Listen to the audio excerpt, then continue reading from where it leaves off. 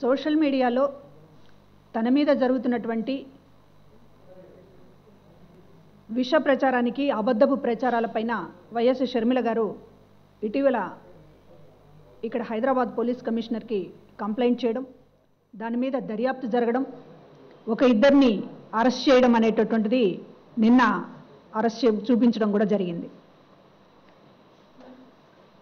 మేము ముందు నుంచి కూడా ఆరోపిస్తున్నట్లుగానే షర్మిల గారి మీద ఒక పథకం ప్రకారం కుట్రపూరితంగా ఆవిడ వ్యక్తిగత జీవితాన్ని అప్రతిష్ట పాలు చేయడానికి ఒక రాజకీయపరమైనటువంటి ప్రయత్నం జరిగింది అని మేము ఏదైతే ఆరోపించామో, ఈ ప్రచారం వెనుక తెలుగుదేశం పార్టీ ఉంది అనేటటువంటిది మేము ఏదైతే చెప్పామో అది ఈ రోజున నిజమవుతోంది. దర్యాప్తులో అనేక విషయాలు వెలుగు చూస్తూ ఉన్నాయి. నిన్న అరెస్ట్ చేసినటువంటి ఆ వెంకటేష్ కానీ, ప్రకాశం జిల్లాకు చెందిన వెంకటేష్ కానీ, అట్లాగే ఇక్కడ మరొక నవీన్ అనేటటువంటి వ్యక్తి కానీ, వీళ్ళకి సంబంధించినటువంటి విషయాలు చూస్తూ ఉన్నప్పుడు తెలుగుదేశం పార్టీ కుటుంబాలకు సంబంధించినటువంటి యువకులని ముందు పెట్టి ఇవాళ తెలుగుదేశం పార్టీ తన కనుసన్నల్లో ఎట్లా నడిపించిందనేటటువంటిది అర్థమవుతోంది. ఒక రాజకీయ కుటుంబాలని సంబంధించినటువంటి మహిళల మీద ప్రత్యర్థి పార్టీగా ఎదుర్కొనలేక నేరుగా రాజకీయంగా జగన్మోహన్ రెడ్డి గారిని లేకపోతే వైఎస్ కుటుంబాన్ని ఎదుర్కొనలేక ఈరోజు ఆ కుటుంబంలో ఉన్నటువంటి వాళ్ళందరినీ కూడా ఏదో ఒక పేరుతోటి ఒక వాళ్ళ వ్యక్తిత్వాన్ని కించపరిచేటటువంటి విధంగా అనేక ప్రయత్నాలు జరుగుతూ ఉన్నాయి. ప్రధానంగా షర్మిల గారి మీద జరిగినటువంటి ప్రచారం దుర్మార్గమైనది. ముక్త కంఠంతో దీన్ని ఖండించాల్సినటువంటి అవసరం ఉంది.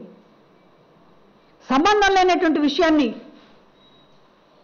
ఆవిడికి అంటగట్టి ఒక 4-5 ఏళ్లుగా దాన్ని విస్తృతంగా ప్రచారంలో పెట్టి ఇవాళ జగన్మోహన్ రెడ్డి గారి కుటుంబం మీద, షర్మిల గారి వ్యక్తిగత జీవితం మీద బురద చల్లడానికి విశ్వ ప్రయత్నం చేసినటువంటి దాని వెనుక ఒక ప్రయత్నపూర్వకంగా తెలుగుదేశం పార్టీ పెట్టినటువంటి డ్రైవ్, ఇది ఎవరైనా సరే సభ్య సమాజంలో ఖండించాల్సినటువంటి విషయం.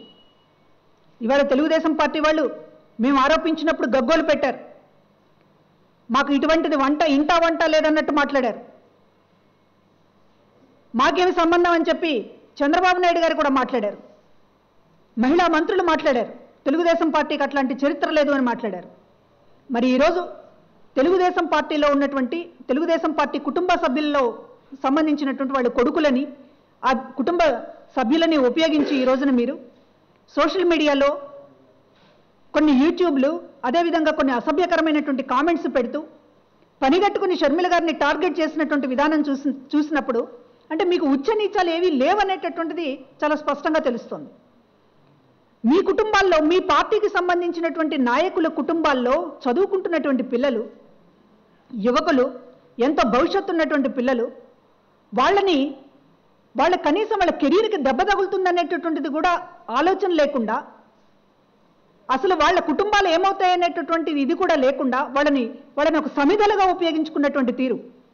అంటే మీ పార్టీ, మీ తెలుగుదేశం పార్టీ ఏ స్థాయిలో ఉందంటే మీ రాజకీయ ప్రయోజనాల కోసం మిమ్మల్ని అభిమానించే కుటుంబాల్లో స్టూడెంట్స్ని కూడా ఈ రోజున సమిధలుగా ఉపయోగించుకుని వాళ్ళపైన రేపు షర్మిల గారి కంప్లైంట్ మీద ఈ రోజున ఇంకా అనేక మంది అరెస్ట్ కావాల్సి ఉంది. అనేక మంది ఇంకా బయటకు వస్తారు. అరెస్ట్ అయినటువంటి ఒకళ్ళిద్దరి జాతకాలు చూసినప్పుడే ఇది డైరెక్ట్గా ఇది ఎక్కడి నుంచి ఆపరేట్ అయిందనేటటువంటిది తెలిస్తే ఇవాళ తెలుగుదేశం పార్టీ వైపు వేళ్లన్నీ చూపిస్తూ ఉన్నాయి. తెలుగుదేశం పార్టీకి సంబంధం ఉన్నటువంటి వ్యక్తులు, వాళ్ళ కుటుంబాలను వ్యక్తులను ముందు పెట్టి ఈ రోజున సాక్షాత్తు తెలుగుదేశం పార్టీకి సంబంధించినటువంటి ఒక కీలకమైనటువంటి విభాగాల నుంచే సంకేతాలన్నీ అందాయనేటటువంటిది ఈరోజు దర్యాప్తులో మరింతగా వెలుగులోకి వస్తాయి. మరికొన్ని అరెస్టులు కూడా జరిగితే పూర్తిగా Telugu Desam party direction, screen play ఈ రోజున ఏ విధంగా ఉంది షర్మిల గారి మీద ఈ దుష్ప్రచారానికి అనేటటువంటిది బయటకు వస్తుంది.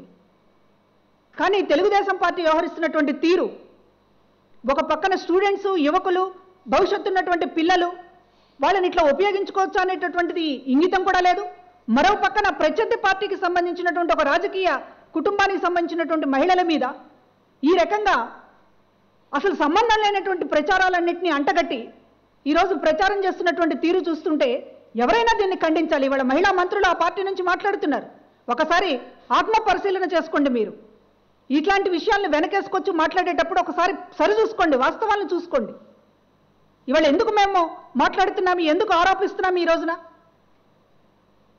ఒక షర్మిల గారి మీద ఒక పథకం ప్రకారం ఒక రాజకీయ పార్టీ ప్రచారం అనేటటువంటి రాజకీయ పార్టీ వెనక నుంచి నడిపించకపోతే ఈ రకమైనటువంటి ప్రచారం జరుగుతుందా? రేపు ఇది ఒక విష సంస్కృతిని మీరు పెంచి పోషిస్తే రేపు అందరికీ ఇదే పరిస్థితి ఎదురవుతుంది. మహిళా మంత్రులకు ఎదురవుతుంది, వాళ్ళ కుటుంబాల్లో ఉన్నటువంటి పిల్లలకు ఎదురవుతుంది, రేపు చంద్రబాబు నాయుడు గారి ఇంట్లో ఉన్నటువంటి కుటుంబ సభ్యులకు కూడా మహిళలకు ఇదే పరిస్థితి ఎదురవుతుంది. కనుక ఇట్లాంటి ఒక విష సంస్కృతిని పెంచి పోషించొద్దండి. రాజకీయాలని ముఖాముఖి తేల్చుకోండి, రాజకీయాలని ప్రత్యర్థి పార్టీ అనేటటువంటిది రాజకీయ పరంగా తేల్చుకోండి. అంతే తప్ప ఇవాళ షర్మిల గారి మీద మీరు చేసినటువంటి దుష్ప్రచారం, మీరు తీసుకున్నటువంటి వైఖరి, మీరు పెంచి పోషించినటువంటి విష సంస్కృతి ఇది క్షమించరానటువంటిది. ఎవరు కూడా దీన్ని వెనకేసుకొచ్చేటటువంటి ప్రయత్నం చేసినా తెలుగుదేశం పార్టీ వాళ్ళు కూడా దీన్ని వెనకేసుకొచ్చేటటువంటి ప్రయత్నం దయచేసి చేయవద్దని మనం చేస్తూ ఉన్నాం. ఇవాళ అందరూ కూడా ఒక సిగ్గుతో తలదించుకోవాల్సినటువంటి విషయం. ఇవాళ 1-2 అరెస్టులే ఇవాళ చూపిస్తా ఉన్నాయి తెలుగుదేశం పార్టీ వైపు. ఎవరైతే ప్రకాశం జిల్లాలో అరెస్ట్ అయ్యారో ఆ స్టూడెంట్ వెంకటేష్ అనేటటువంటి వ్యక్తి పని కట్టుకుని ఒక ఉద్దేశపూర్వకంగా చేస్తున్నాడు అంటే ఈ ప్రచారం, మరి అతని వాళ్ళ ఇంట్లో పెళ్లి జరిగితే మంత్రి సిద్ధారాఘవరావుకు సంబంధించినటువంటి మనుషులందరూ వెళ్తారు. ఈ స్టూడెంట్ ఎవరైతే ఉన్నాడో వెంకటేష్ అనేటటువంటి నాన్న సిద్ధారాఘవరావు మంత్రి గారికి ముఖ్య అనుచరుడు. తెలుగుదేశం పార్టీ కుటుంబం అది. ఆ కుటుంబానికి ఏదో ప్రభుత్వం నుంచి కూడా ఒక 2 ఎకరాల భూమి ఇచ్చారనేటటువంటి కూడా ప్రచారంలో ఉంది. ఇవాళ ఇన్ని విషయాలు ఉన్నప్పుడు ఇది మా పార్టీకి సంబంధం లేదు అని చెప్పడం అనేటటువంటిది మీకు ముఖం ఎలా చెల్లుతుందని చెప్పి అడుగుతూ ఉన్నాం. ఇంత దురదృష్టకరమైనటువంటి వాతావరణంలో కూడా ఇవాళ షర్మిల గారి మీద సానుభూతి చూపించాల్సింది పోయి ఇంకా ఆవిడ్ని కూడా నిర్ణయించేటటువంటి పరిస్థితికి ఈరోజు ముఖ్యమంత్రి మాట్లాడుతున్నారు. అక్కడ కంప్లైంట్ ఎందుకు ఇస్తారు, ఇక్కడ ఎందుకు ఇవ్వరు, ఇవన్నీ కూడా మాట్లాడినటువంటి ముఖ్యమంత్రి ఈ రోజున తల ఎక్కడ పెట్టుకుంటారని అడుగుతూ ఉన్నాం. మీ తెలుగుదేశం పార్టీ వెనుక ఉండి కొంతమంది కుర్రవాళ్ళని రెచ్చగొట్టి డైరెక్షన్ ఇచ్చి ఇవాళ షర్మిల గారి మీద ఇట్లాంటి ప్రచారం చేయండి అని చెప్పి ఒక పని కట్టుకుని పథకం ప్రకారం చేసినటువంటి తీరుని ఈ రోజున రాష్ట్ర ప్రజలందరూ చూస్తున్నారు. మీ అందరికీ కూడా తగిన గుణపాఠం నేర్పుతారు. ఆడవాళ్ల విషయంలో, మహిళల విషయంలో చివరికి ఇంతగా దిగజారి రాజకీయంగా ఎదుర్కోలేక ఇంతకి దిగజారినటువంటి తెలుగుదేశం పార్టీని, ఆ సంస్కృతిని ఈరోజు మహిళలందరూ కూడా తిప్పికొట్టాల్సినటువంటి అవసరం ఉంది. ఇవాళ షర్మిల గారికి జరిగినటువంటి ఈ అన్యాయానికి ఇవాళ చంద్రబాబు నాయుడు గారి ప్రభుత్వం మూల్యం చెల్లించుకోక తప్పదనేటటువంటిది మాత్రం హెచ్చరిస్తూ ఉన్నాం.